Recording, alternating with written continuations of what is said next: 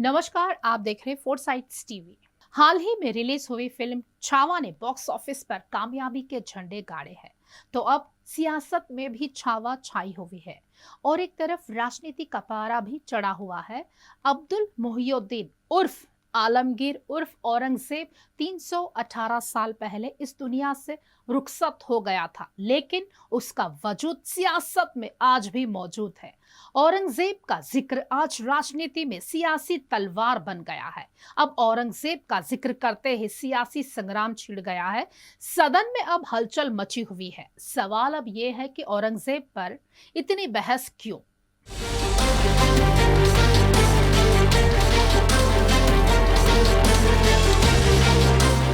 महाराष्ट्र के संभाजी नगर में औरंगजेब की कब्र को हटाने की मांग ने जोर पकड़ लिया है। जी हां, मुख्यमंत्री देवेंद्र फडणवीस सहित कांग्रेस, शिवसेना, एमएनएस सभी ने एक सुर में इसका समर्थन किया है।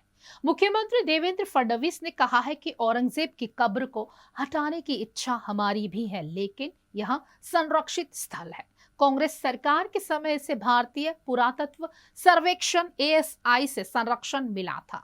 वहीं कांग्रेस ने इसका जवाब देते हुए बीजेपी पर निशाना साधा है। कांग्रेस नेता नाना पटोले ने कहा है कि देवेंद्र फडणवीस 3 बार मुख्यमंत्री रह चुके हैं। हर बार कांग्रेस पर आरोप लगाना सही नहीं है। मौजूदा स्थिति को देखते हुए सरकार को स्वयं निर्णय लेना चाहिए। जिसने मेरे संभाजी को तड़पा तड़पा कर मारा, हमारे संभाजी नगर में उस औरंगजेब की खबर क्यों अब तक बची हुई है? देवेंद्र जी, मुझे अच्छा याद है आपने कहा था कि उस औरंगजेब की खबर पर कुत्ते मुते हुए।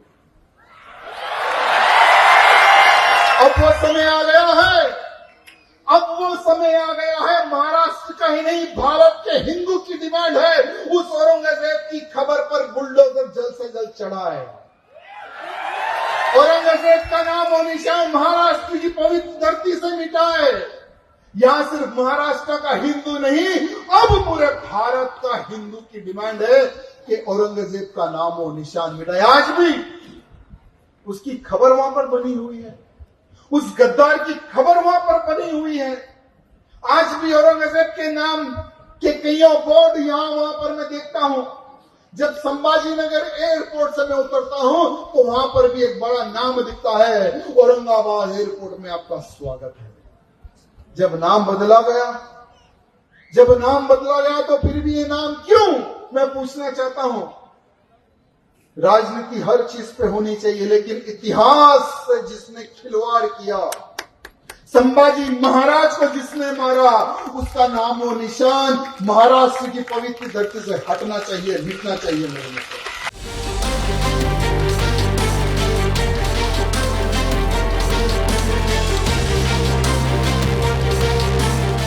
बीजेपी नेता सुधीर मुंगटीवार ने कहा, मैंने अफजल की कब्र से अतिक्रमण हटाया था, तो मेरा इस मुद्दे पर विचार अलग कैसे हो सकता है?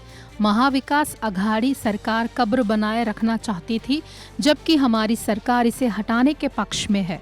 औरंगजेब जैसे आक्रमणकारी का महिमा मंडन नहीं होना चाहिए। वह रावण के बाद सबसे बड़ा दुष्ट था। शिवसेना नेता शंभू राजे देसाई ने कहा है कि हमारी सरकार औरंगजेब की कब्र को हटाने के पक्ष में है। इस मुद्दे पर मुख्यमंत्री और दोनों उप मुख्यमंत्री केंद्र सरकार से बातचीत करेंगे।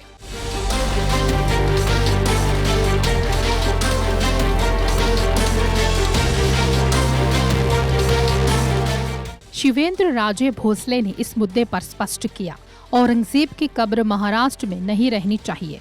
इसमें किसी को गलत लगने जैसी कोई बात नहीं है। इसके साथ ही महाराष्ट्र नवनिर्माण सेना एमएनएस के नेता बाला नांदगांवकर ने इस मुद्दे पर कड़ा रुख अपनाते हुए कहा, शिवाजी महाराज को तकलीफ देने वाले और संभाजी महाराज की हत्या करने वाले औरंगजेब की कब्र की कोई जरूरत नहीं है। इसे जल्द से जल्द हटाया जाना चाहिए।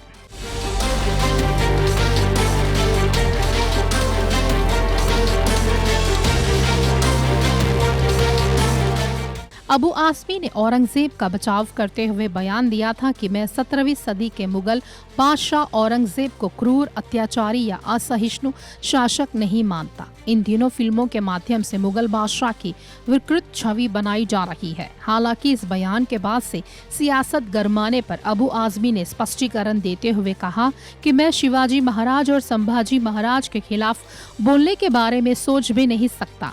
अबू आजमी ने कहा कि मेरे शब्दों को तोड़ मरोड़ कर दिखाया गया है। औरंगजेब के बारे में मैंने वही कहा है जो इतिहासकारों और लेखकों ने कहा है। मैंने छत्रपति शिवाजी महाराज, संभाजी महाराज या अन्य किसी भी महापुरुष के बारे में कोई अपमानजनक टिप्पणी नहीं की है।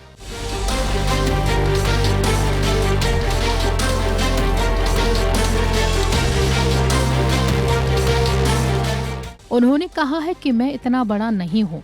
मैंने जो कुछ भी कहा था वह असल में किन्हीं इतिहासकारों का वक्तव्य था। अगर मेरे इस बयान की वजह से कोई आहत हुआ तो मैं बिना किसी शर्त के माफी मांगता हूँ और अपने बयान को वापस लेता हूँ। औरंगजेब पर बयानबाजी को लेकर महाराष्ट्र के थाने में उनके खिलाफ केस दर्ज किया गया है।